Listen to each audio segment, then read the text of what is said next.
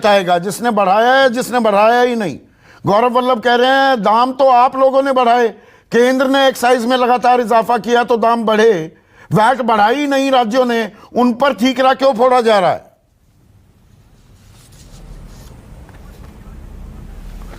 देखिए, बड़े अफसोस के साथ कह रहे हैं गौरव वल्लभ, जब भी ऐसी बात करते हैं लगता कि घिसा पिटा एक जो है टेप चल रहा है, एक ही बात बार बार दोहराते।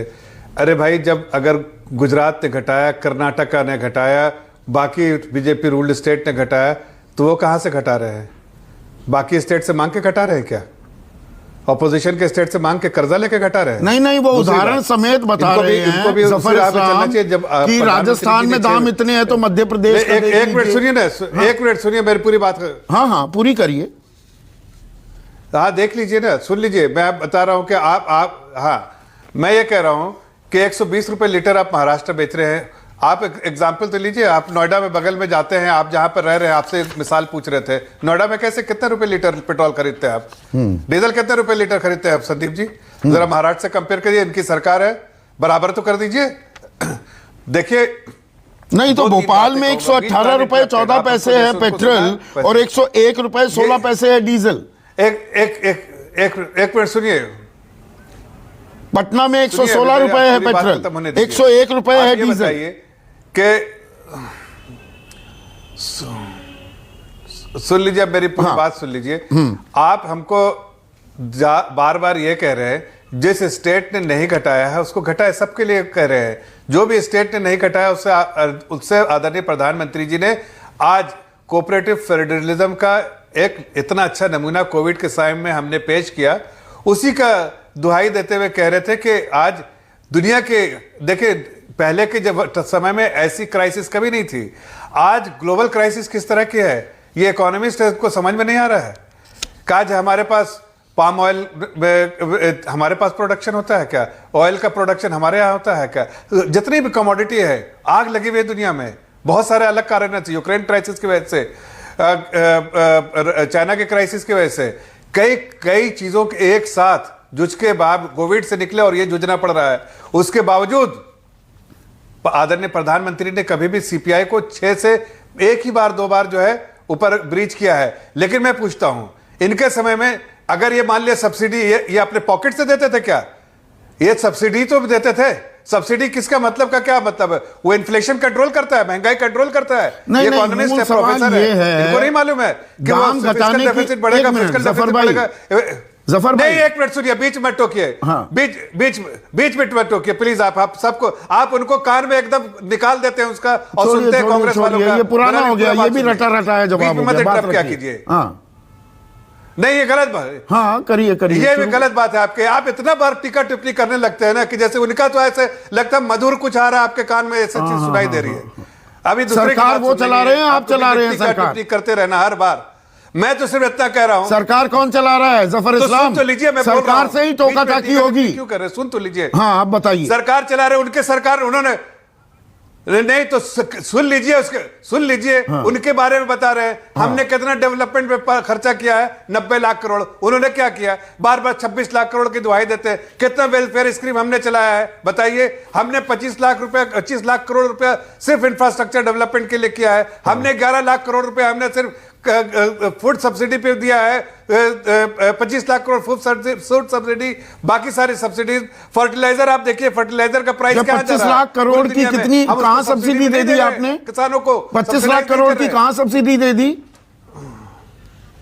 देखिए, नहीं, हमने कहा, आप पूरा सुनिए, 25 लाख करोड़ हमने सब्सिडी, वेलफेयर, सब चीज को मिला के कह रहे हो कि जो किसानों को सब्सिडी, वेलफेयर स्कीम जो चलाई गरीबों के लिए, ये सारी चीजों के लिए, प्लस हमने डेवलपमेंट के लिए 90 लाख करोड़ खर्च किया। इन्होंने 49 लाख। अच्छा तो कह देते 39 लाख करोड़ का हमारा बजट है। और दूसरी बात, हमने देख सुन लीजिए, और आज भी कह रहे हैं जो बजट पेश हुआ है, हम कंपैशनेट ग्राउंड पे बजट पेश करते हैं, जो बजट को देखते हैं। आज हमें किसान भाई बहनों की जरूरत है, तो क्या हम सब्सिडी नहीं बढ़ाएंगे? फर्टिलाइजर आसमान छूता हुआ डबल हो गया प्राइस। चलिए, ये आंकड़े बता दिए ना। मैं अब जो मूल सवाल पूछ रहा हूं जफर भाई, बजटरी एलोकेशन, दाम घटाने की जिम्मेदारी किसकी? जिसने दाम बढ़ाए उसकी, या जिसने टैक्स नहीं बढ़ाया, ये सवाल पूछा जा रहा है। एक्साइज ड्यूटी जो 3 रुपए 56 पैसे थी डीजल पर, क्या वो 31 रुपए 80 पैसे नहीं हुई? क्या जो 9.5 रुपए एक्साइज ड्यूटी पेट्रोल पर थी वो 32 रुपए 90 पैसे नहीं हुई, जो अब घटकर 27 रुपए 90 पैसे और 21 रुपए 80 पैसे?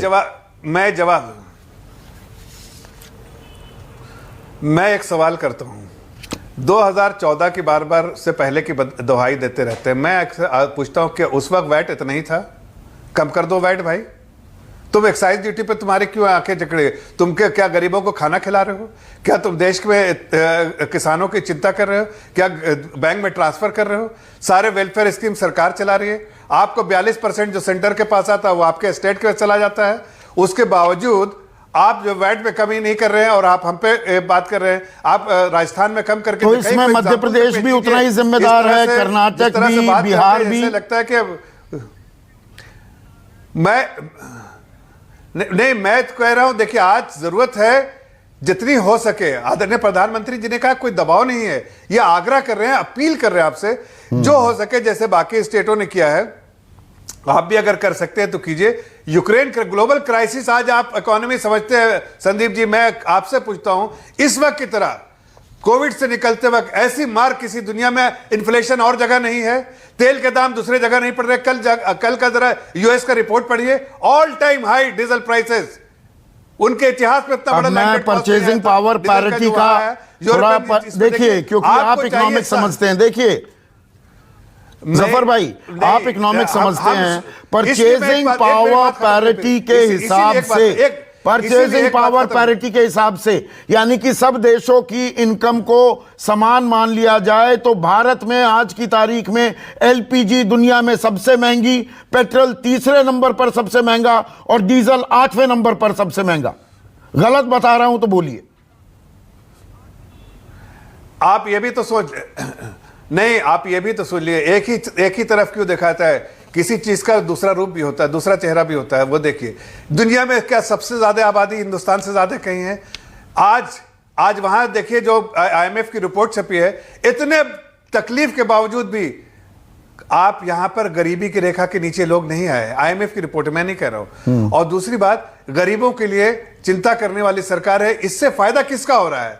एक गरीब का फायदा हो रहा है। तो जो ये ममता बनर्जी कहती हैं 97,000 करोड़ रुपए हमारा बकाया है, मुंबई से आप वाकिफ हैं, जीएसटी से आप वाकिफ हैं। उद्धव ठाकरे कह रहे हैं 26,500 करोड़ रुपया जीएसटी का केंद्र पर हमारा बकाया है। तो ये कोरी राजनीति कर रहे हैं क्या? कोई पैसा बाकी नहीं, बिल्कुल कोई पैसा बाकी नहीं, एक पैसा बाकी नहीं। सरकार ने सारे डेवोल्यूशन के बेसिस पे जितना होता है सब ने सरकार ने दिया है। अपने तरीके से कुछ गुमराह करने के लिए बोल रहे हैं। ठीक है, नहीं आप बड़ा आरोप लगा रहे हैं। रिज्जू दत्ता